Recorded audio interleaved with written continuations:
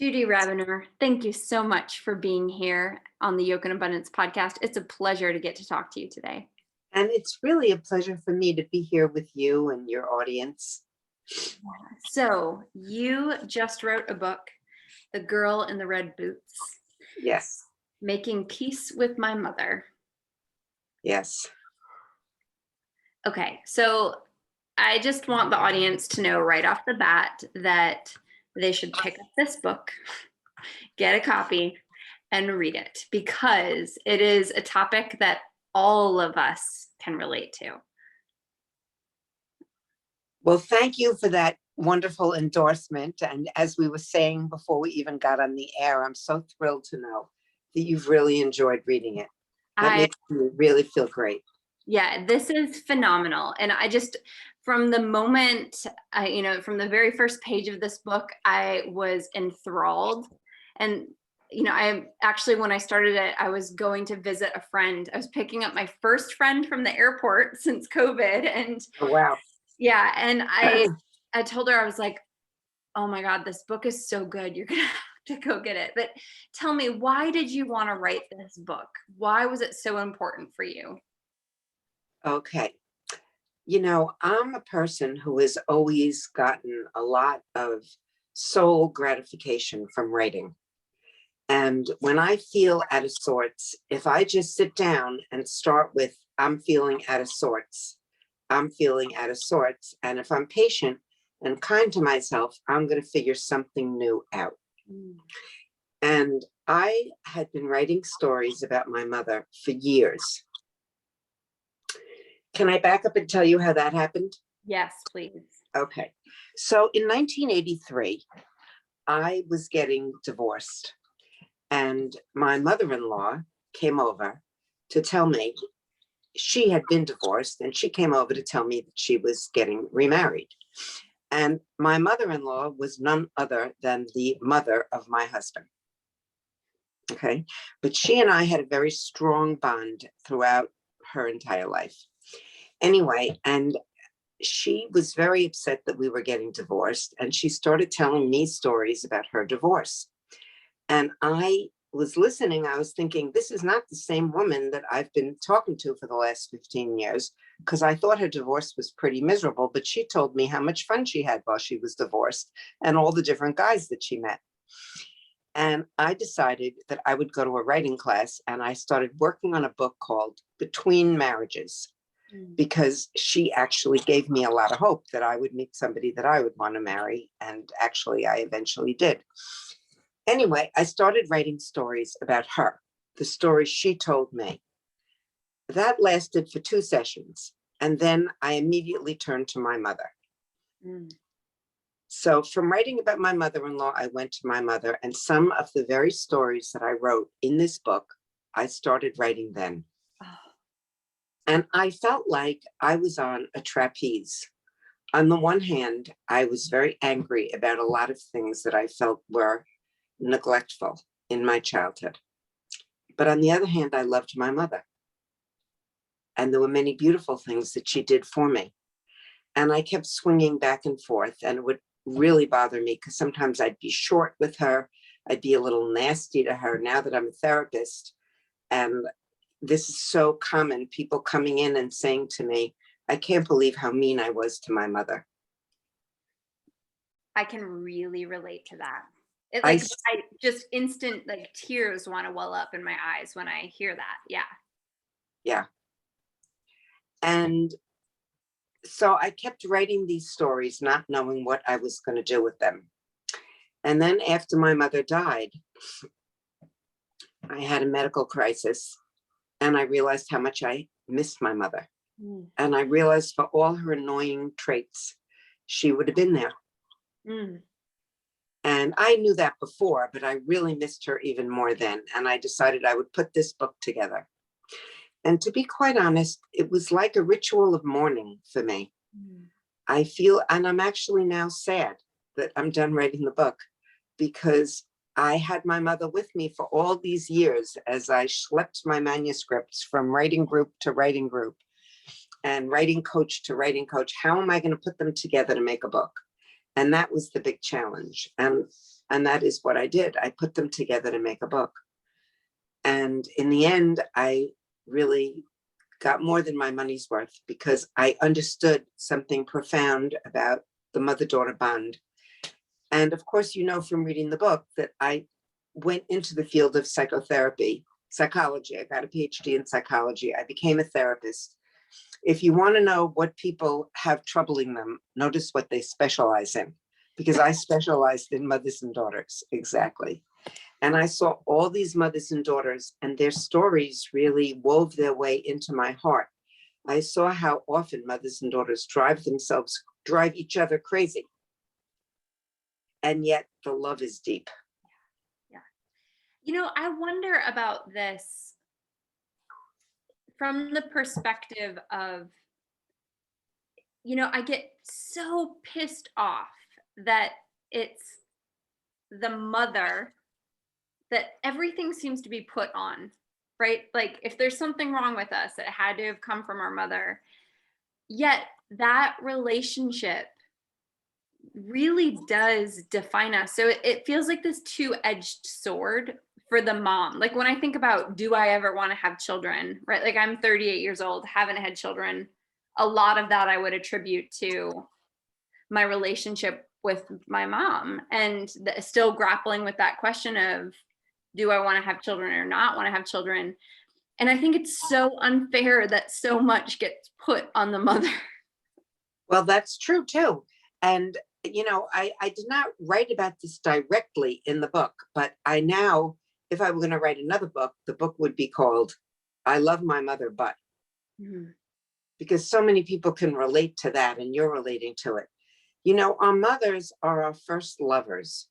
If you imagine yourself as a helpless infant crying in the crib, and you imagine your mother picking you up out of the crib, and if you or anybody listening is in the Western world, it was probably your mother who was your first primary caretaker. Not that the fathers don't take care of kids to it, especially now. So our mothers are our first lovers, and they're also our first heartbreaks. Mm. Our mothers are our first disciplinarians. Our mothers are the first ones to tell us, no, sorry, you cannot have dessert if you didn't eat your peanut butter sandwich. And think about yourself as a 2.5 or 3-year-old lying on the floor having a temper tantrum because you were told you had to eat dessert, or you had to eat your sandwich before dessert, or you had to brush your teeth, or you couldn't stay up till 11 o'clock at night.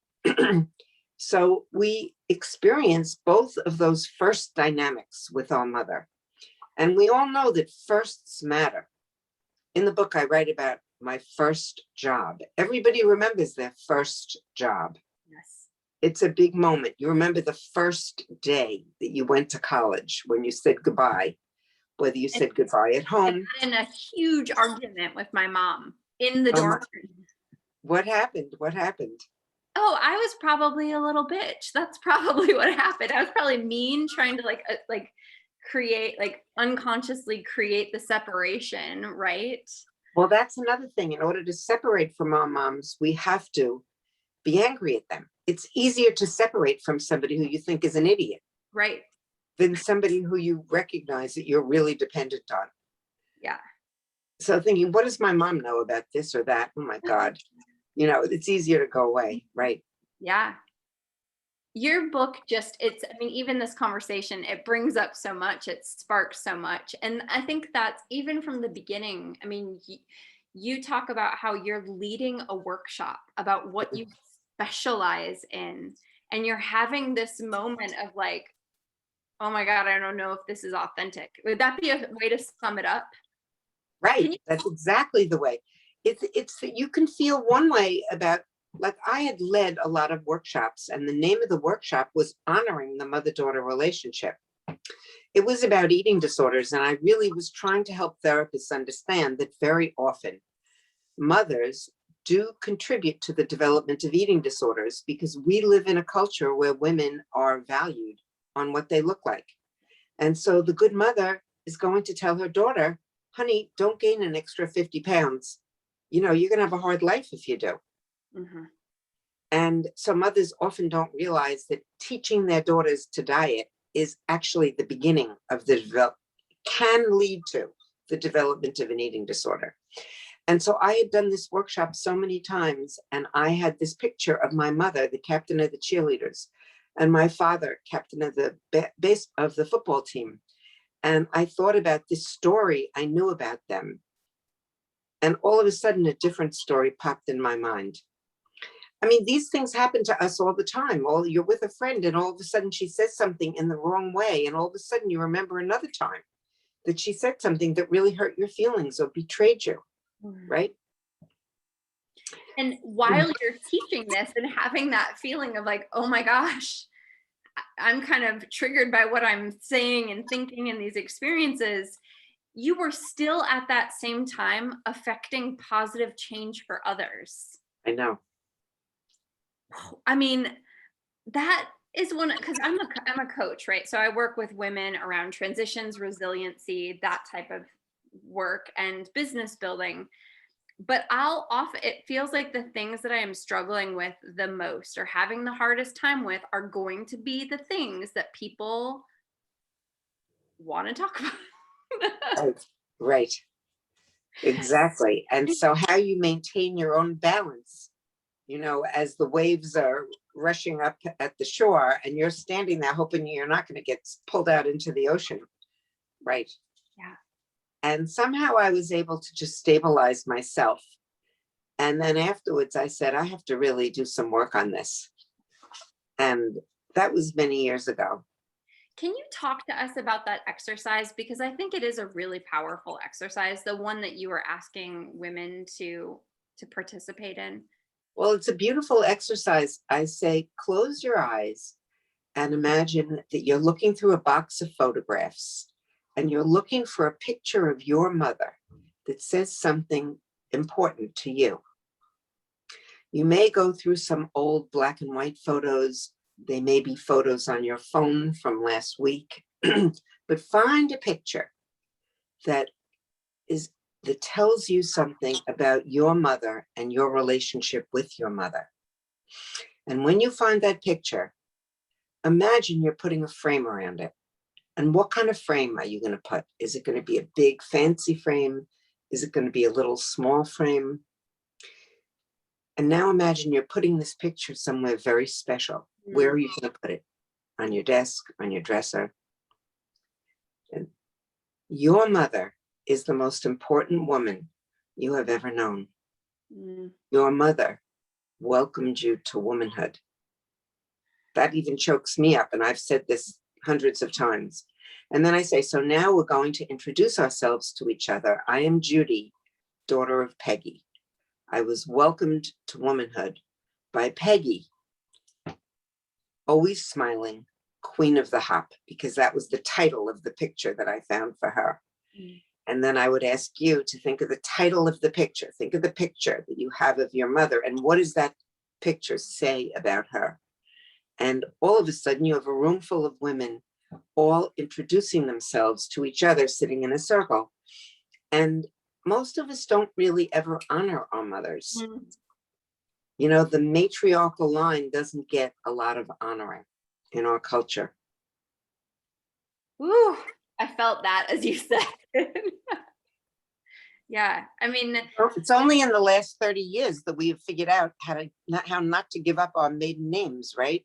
Yeah. That you're supposed to get married and you become your husband. You become like his part of him. Yeah. I'm sure everyone listening just pictured a box of photographs of their mother, right? And I know exactly which one would be of mine. Really? Oh, absolutely.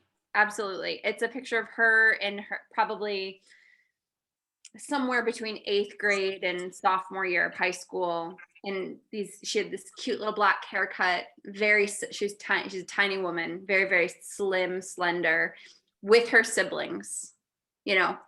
She's right smack dab in the middle. She's the second oldest. So I am Alisha, daughter of Kathleen. I was welcomed to womanhood by the ringleader of the family, Yeah. So these stories I have a couple of things to say about that. These stories are our legacies. And they also are just stories. They're just stories. There's a story that's been handed down, but the story we are unreliable narrators. And people have stories. I had this picture of my mother and father. Another picture of them was when they eloped. And it wasn't until, I don't want to spoil the book, but it's not until somebody reads the book and they find out that their elopement, it was always told to me like, oh, what a happy, fun, wonderful thing. But as you know, I'm giving away a little, but that's okay. Well, they eloped for not such a good reason, right? And it wasn't all of a happy event, but the story it's like hot potato. As you pass the potato from person to person, the story takes on a new identity. And we grow up with these identities. And your mom is, so you describe her as very Pollyanna. Oh my goodness. And so she probably let you hold that story in your head. She gave me that story. Right. She gave me that story. My mother would never, and this is another real big point that I try to make, that lots of times parents try to protect their children from the woes of the world by not telling them the truth. And this is a disservice. Somebody sent me a letter that they read this and they wrote, I think we're talking about toxic optimism. Like everything is not really so optimistic. I mean, you can find some good things about the pandemic, but the pandemic was mostly not a good thing for the whole world. Yeah. Hopefully everybody found a silver lining or two. You read some extra books because you stayed home, you know, but really it was a tragic thing for the world. There were so many lives lost. It was so sad. It was so scary. But some people felt really compelled to talk about the silver lining. Because that's their coping mechanism, right? That's exactly right. Would you say that was your mom's coping mechanism? That was totally my mom's coping mechanism, because at one point later in the book, I say to her, Mom, how come I've never seen you cry? And she looked at me and she said, is there something wrong with me that I never cry? And I'm just built differently. I'm wired differently. I'm tearful. I could practically get choked up just talking about some of the episodes in this book. And I said, no, I'm just curious. And she said, I said, I never saw you cry when Daddy died. I never saw her cry when her second husband died or her third husband. Okay, those are some good reasons for people to read the book to find out that story. And she said, well, I'm just not a crier. And she says, you know, they all died in the month of January. And you know what I do in January? I get theater tickets. Whoa. That is just, we all have our mechanisms, right? We all have our mechanisms, but that's not my mechanism, but I have other mechanisms like staying busy.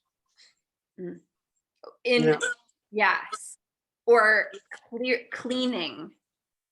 Cleaning is not one of my things. No, not mine either, but I know people who that's their mechanism. I do too. I mean, I know people that cleaning is people who got through the pandemic cleaning. Someone recently told me a story about ironing their sheets. What? Yes, ironing the sheets. Because if the sheets, she was used to having the sheets done at the laundry and now there was no laundry. And she's ironing the sheets. I'm thinking, I can't even imagine setting up an ironing board and ironing the sheets. For what reason? I went the opposite direction. I thought if something doesn't get cleaned, that's okay. I'll just sort of sweep everything under the couch. Okay, shifting gears a little bit, you tell a story about going with your grandmother to see The Diary of Anne Frank. Yes. And that after seeing that on the way home, your grandmother gifts you, I think you're 12, and she gifts you your first journal. Right. And you're like pouring your heart into the journal and you're trying to talk to your mom about this book and you're trying to connect with her on this book, and all she can do is absorb herself in making a rainbow Jello platter. Exactly. And right. Oh, that I just, okay, I could very much relate to that. First of all, that was a very relatable piece to this book. And I'm really curious about the connection between those of us who feel that schism between our moms, where they are, and trying to connect to them, and journaling. There seems to be something really important. Like, I think that there is something about, because it sounds like you've been a lifelong journaler since, Right. and like that trying to make sense of the world through writing. Can you talk about that connection for you? Yeah, I can. I mean, it's funny. You stirred a memory. I just remember the thrill I'd have having diaries. I still have some of my childhood diaries. Me too. And I would write things about what boy maybe was going to talk to me in study hall or something like that. But even now, and in writing this book, writing is so meditative. This past weekend, I live in New York and it rained the entire weekend. We had the worst Memorial Day weekend that we've had in decades. And I missed that I'm done writing the book, because I would have just always had things I could work on. And I love getting in that flow state where I'm writing, because I have a kind of busy, hectic life. But when you sit down to write, for me, there's like something shifts and I go into a slower mode and a slower mood. And I'm able to drop down into thinking about not the conscious to-do list in your mind. At 3:00, you do this, at 4:00, this, you have 5:00 appointment, but I don't know what's going to come up. And that's what it's very inspiring to find out that our minds are filled with memories, with thoughts, with dreams, with ideas, and to be able to give yourself time to just swim in that ocean. And I love that. And my grandmother was a writer, so I was very lucky. I had a mother who felt very unreflective. And the word I used in the book was, it's like she was unreachable. She was very concrete. Very concrete. She would stick to the 3:00, 4:00, 5:00. And how are you feeling? Fine. Tomorrow I'm doing this at 9:00 was the answer. Exactly. But I learned later in life that she too had her dreams. And she surprised me that she had held on to some of the dreams from her childhood. And I'm not going to spoil that for the reader, but it's important for me to say that I felt like my mother was a person who always would prefer making a Jell-O mold to reading the Diary of Anne Frank. But I found out I wasn't 100% right. She had her dreams. I love there's an expression, wherever there's a single spark, a great fire can be ignited. And I think that's my work as a therapist. I'm always helping people try to find their inner sparks. Like, who were you when you were 9 years old? What was that like when you were playing volleyball? How can you get that energy back into your life? You might not want to play volleyball now at 48, but what is it you'd like to pour your energy into? So here in Yoke and Abundance Land, we do a lot of work with creativity and the artist's way. And I love the artist's way. Oh my gosh, me too. Me too. I think Julia Cameron is just brilliant. I'm wondering what you feel like the link between healing the relationship with our mother, making peace with our mother, and creativity. What's that link and why is it important? Well, it's interesting. The creativity part is most of us never think about what formed our mothers. Our mothers were not born mothers. They were born like an 8-year-old, like the picture you saw of the dark bangs. And there's been a tremendous amount written about feminism, about how girls get their creativity whacked out of them. And so in thinking about an exercise that I always ask people to do is think about your mother as a 10-year-old. What was she like? Think about her climbing on a jungle gym. What was she like climbing to the top of the jungle gym? And Carol Gilligan and a lot of other feminist writers have written about how girls learn to be little homemakers and little caretakers and take care of the family, take care of children, make meals, iron sheets. I don't know, that iron sheets, I didn't make that up, but I wonder if you'd ever find a man who wanted to iron his sheets. I don't think so.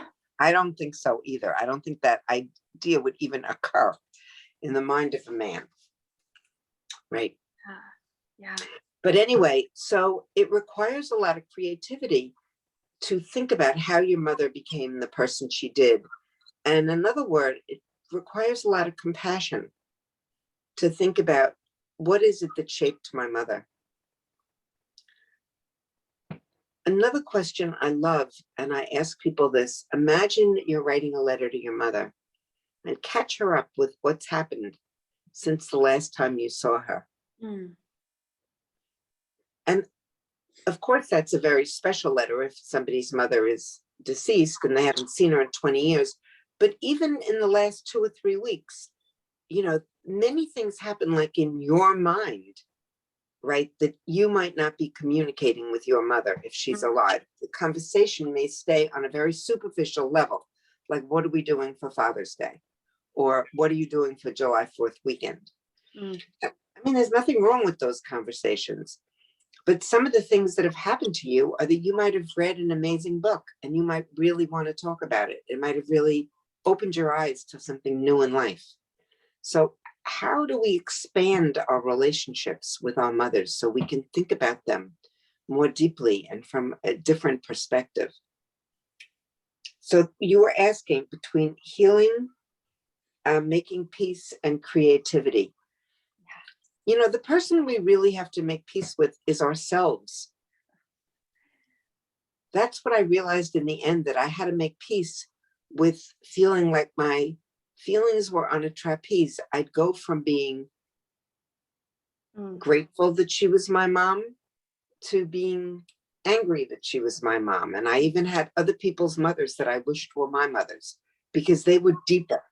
They could converse on a deeper level. They would ask me questions that would kind of get me to open up in a way I felt my mother was closed to. But when I got older and I started thinking about my mother's marriage and getting married when you're 18, what does that mean? I mean, think about that. Yeah. Is that making you sad, what I just said? I'm just, it just touches me so much. Yeah, which part? Oh, all of, I think about Tony Robbins, whatever you may or may not think of him, but he talks about in his movie, I'm Not Your Guru. He talks about with our parents, whatever hurts the most between us and them is the thing we have to thank them for because it made us who we are. And in reading your book, you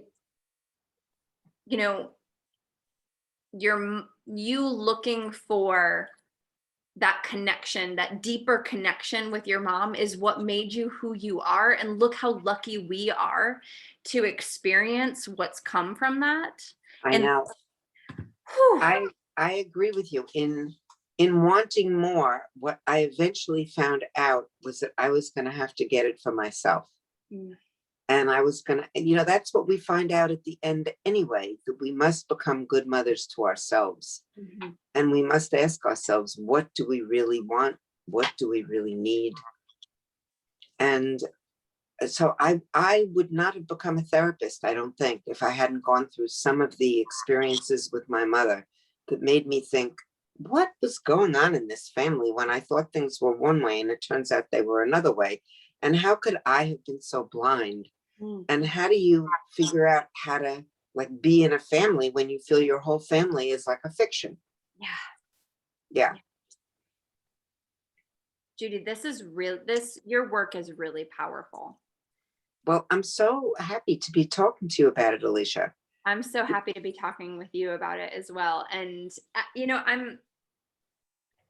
the thing that I'm kind of wondering about is, we've got a morning group in Yoke and Abundance Land, and it's called Reawakening Wisdom Daily, and we get on and we write our morning pages together, and then we have about 30 minutes to talk about what comes up. And a topic that often we kind of circle often is mothering ourselves. So just what you said. And sometimes somebody brought up the concept of when she feels like her mother has passed, and so sometimes when she feels like she needs a mother, she'll call a friend and be like, I just need you to mother me right now. That's so beautiful. But I love what you're saying, that we have to mother ourselves. I'm wondering what tips and suggestions you give clients around mothering themselves. Well, even just talking about it, the way we're talking about it now is a suggestion. For example, today, I was walking and I was feeling a little out of sorts. So I was getting a little exercise. And do you know this exercise by Tara Brach called RAIN? RAIN? Walk us through it. Yeah. Okay, I'll walk everybody through it. So, and this is one of my favorite exercises. So I was thinking, why am I feeling so out of sorts? And I was thinking, well, I'm feeling out of sorts because I'm a member of a group and we had a big rupture in the group yesterday, about whether the group is going to meet over the summer and blah, blah, blah, about COVID and how some people want the group to be different. And I was afraid maybe I had said the wrong thing. Okay, so recognize why I was feeling out of sorts.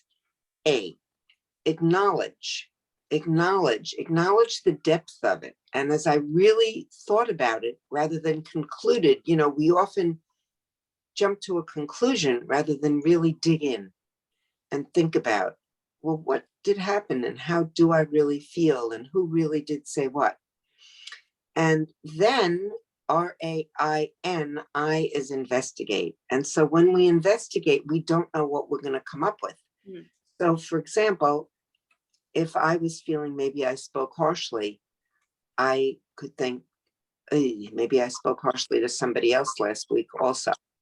Or I could remember how I felt when somebody I felt snapped at me. Mm-hmm. And all of this is kind of swimming around, right? All these different thoughts. And to me, the most important part is the N, which is nurture yourself with self-compassion. Because so what if I did make a mistake? So what if, everybody's talking on Zoom, there are 8 people on Zoom, you have to interrupt each other. And what if I said the wrong thing? Well, I wasn't a monster. Right. I wasn't a monster. And I just said what I was really feeling. So can I accept myself in all facets, that sometimes I do the absolute best thing and sometimes I do the not best thing? Like I did have a saying that I used to say to myself when I was thinking about my mother. I don't know where I got this from, but the saying is, none of us are as bad as the worst things we've ever done. So think about the worst thing you've ever done. And everybody out there should be thinking about somebody you were really not nice to. You were snappy, you were curt, you were rude, you felt angry. We've all had these moments. This is part of what it is to be human. And we can't go back and change it. What we can do is we can accept, yeah, this really happened. I really did do this. I have an opportunity to apologize again. Nothing like an apology, right? Apologies carry a lot of weight. I can apologize, but mainly, can you apologize to yourself? Mm. Can you say, so I did it. So I didn't feel like making dinner for the kids, so I gave them Campbell's soup for dinner. That's okay.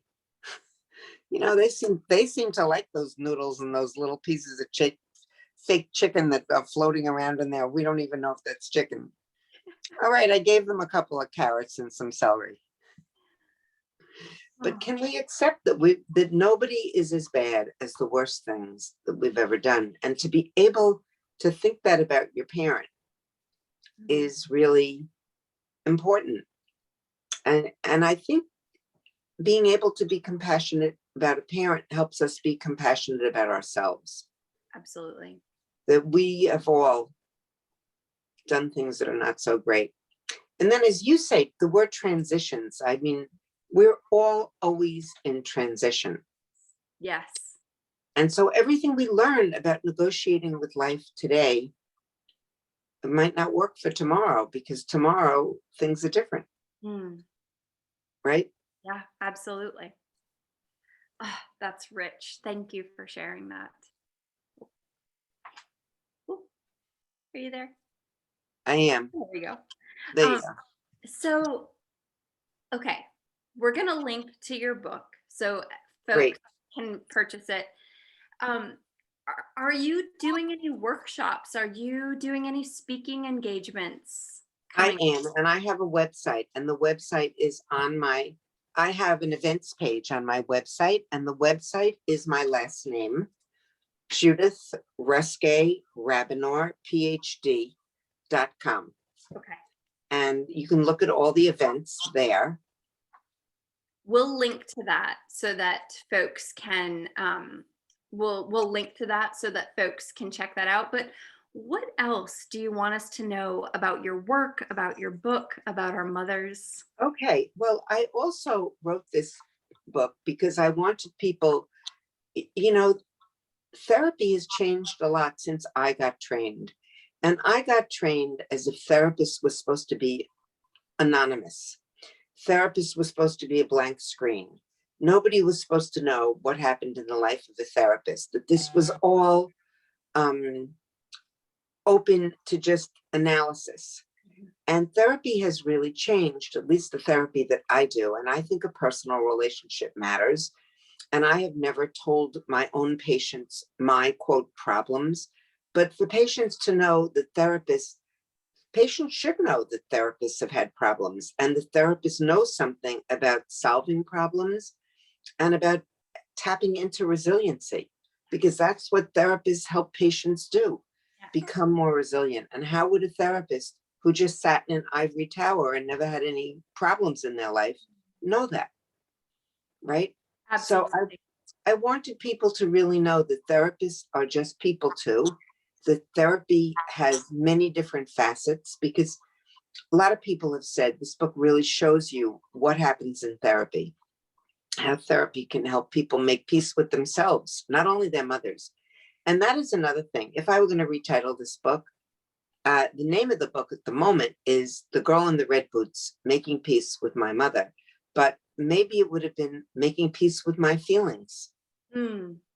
That my feelings were normal, that these are normal feelings that people have. My mother can really pull through, and she can really fall through the cracks. And that's just how it is. Nobody is perfect. Yeah. Nobody is perfect. And I think that was another problem, that my mother used to talk about her parents as if they were perfect. When I married my second husband, I remember we were out for dinner, and he said to her, well, what about your parents, Peggy? And my parents were perfect. And it would make me so infuriated. I would say, Mom, you were a teenager. Didn't you ever do anything that made them mad? Didn't you ever cut school? Didn't you ever come home late? Didn't you ever not tell the truth? I mean, these are things that normal teenagers do in order to develop their own independence. And you know what her answer to that was? I don't remember bad things. It's good to remember bad things. Yeah.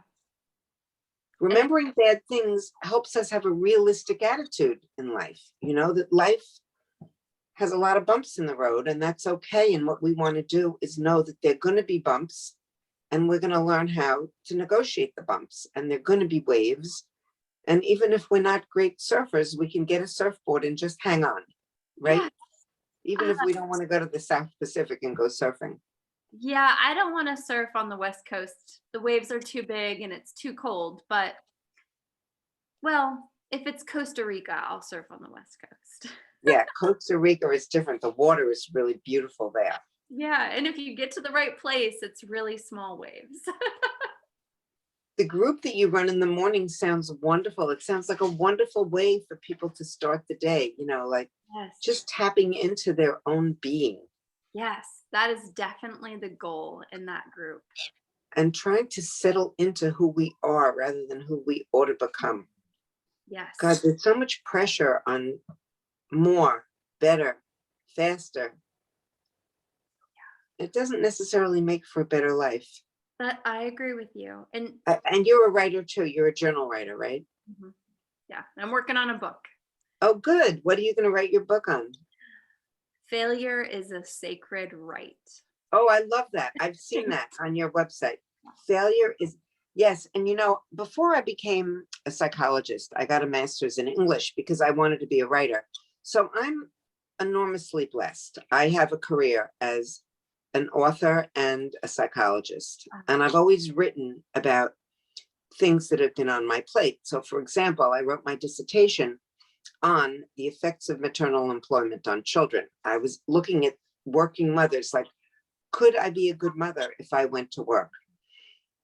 And well, I decided that I would be a good enough mother. Oh, and by the way, that's another thing. Good enough is all we need to be. Good enough. I love that. Thank you so much for sharing that. The Yeah. last question for the podcast. How do you live a life of abundance? I love that question. How do you live a life of abundance? My husband would laugh if he heard my answer. He'd say, my wife loves to write, and she can get up in the morning and she can open up her computer and start writing before she even brushes her teeth. And that's the truth. Why not? I'm not breathing on anybody. That's what I do. Yeah, I'm not breathing on anybody. And we have a life of abundance by making sure we do things that nourish and nurture us every day of our lives.